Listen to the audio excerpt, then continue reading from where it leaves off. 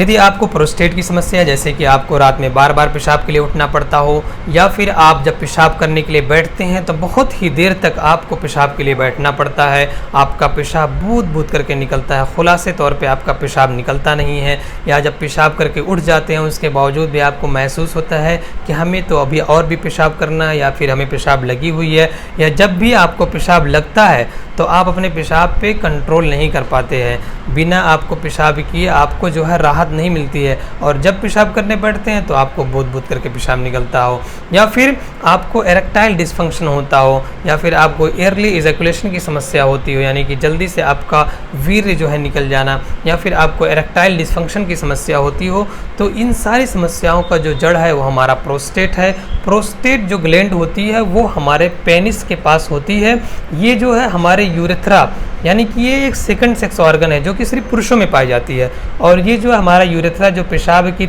थैली होती है, पेशाब की थैली के आगे जो हमारा पेशाब का रास्ता होता है, यानी कि पेशाब की नली होती है, उसी की तरफ लिपटी हुई होती है, और ये जो है जब बढ़ जाती है तो फिर हमारे पेशाब की थैली को, यानी कि पेशाब की नली को दबाने लगती है। जब पेशाब की नली को दबाएगी तो हमारा जो पेशाब है वो हमारे टंकी में ही रह जाएगा, वो बाहर नहीं निकलेगा। हमको पेशाब का एहसास तो होगा, लेकिन जब हम पेशाब करेंगे तो ये जो है हमारी जो है नस को ही दबाए रखता है, यानी हमारे जो पाइप है उसी को दबा के रखता है, जिसकी वजह से हमारा पेशाब निकल ही नहीं पाता है।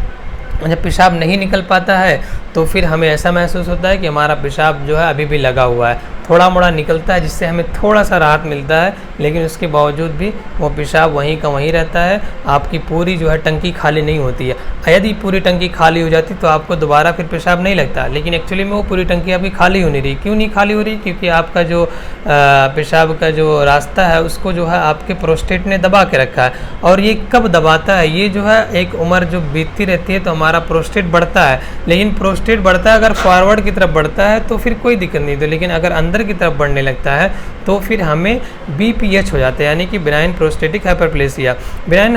प्रोस्टेटिक हाइपरप्लेसिया ये खास करके जो है 35 साल से 60 साल तक के बीच में पाई जाती है, लेकिन कभी कभी देखा गया है कि जो 16 साल से 35 साल तक के एज वाले लड़के होते हैं उनमें भी ये चीज़ें पाई जाती है कि उनको अपने पेशाब पे कंट्रोल नहीं कर पाते हैं, वो उनका पेशाब जो है जब लग जाता है तो उनको दौड़ के जाना ही पड़ता है, या फिर अर्ली एजैकुलेशन की समस्या होती है, यानी जल्दी उनका एजैकुलेट हो जाना, या फिर जल्दी फॉल्ट हो जाना, या फिर अगर उनको एरेक्टाइल डिस्फंक्शन भी होने की समस्या पाई जाती है, जलन भी होने की समस्या पाई जाती है। तो इसके पीछे का मेन कारण है कि उनको जो आजकल कॉमन हो गया है हस्तमैथुन की समस्या, यानी कि अब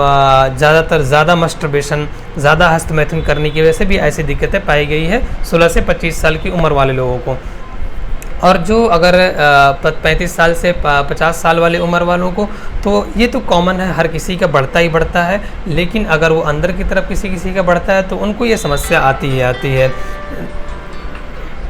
अब इस समस्या को समाधान पाने के लिए हम कुछ होम्योपैथिक दवाई के बारे में बताएंगे। जो सबसे पहली और बेहतरीन दवा है वो सेबल सेरुलेटा है। सेबल सेरुलेटा ये जो है आपके जो गुदूद बढ़े हुए हैं उनको जो है सिकुड़ने का काम करती है, और जब ये सिकुड़ जाएंगे तो आपकी जो पेशाब की नली है वो खुल जाती है। पेशाब की नली जब खुल जाएगी तो आपका जो पेशाब का जो टंकी है वो पूरी की पूरी खाली हो जाएगी, तो आपका जब टंकी फुल हो जाएगा तभी आपको ब्रेन को सिग्नल मिलेगा, तभी आप पेशाब करेंगे, यानी कि आपका पेशाब तब देर से लगेगा। और आपका जो सेकंड मेडिसिन है वो है कोनियम मैकुलेटम। कोनियम मैकुलेटम को आपको 30 CH की पोटेंशियल में दिन में 2 बूंद 2 मरतबा यूज़ करनी है, आधे कप गुनगुने पानी में। दोनों दवाओं को आपको आधे कप गुनगुने पानी में ही इस्तेमाल करना है, और इन दो दवाओं को इस्तेमाल करने के बाद अगर आपको ये दिक्कत से समाधान नहीं मिलती है तो अपने डॉक्टर को कंसल्ट कर सकते हैं। एक सोनोग्राफी में आप अपना ग्रेड देख सकते हैं कि किस ग्रेड का है, या फिर आप एक ब्लड टेस्ट करा सकते हैं जो कि PCA के नाम से आती है। वो ब्लड टेस्ट करा के आप देख सकते हैं कि कैंसरस फॉर्म में तो नहीं जा रही है, कैंसर तो नहीं ना बन रहा है।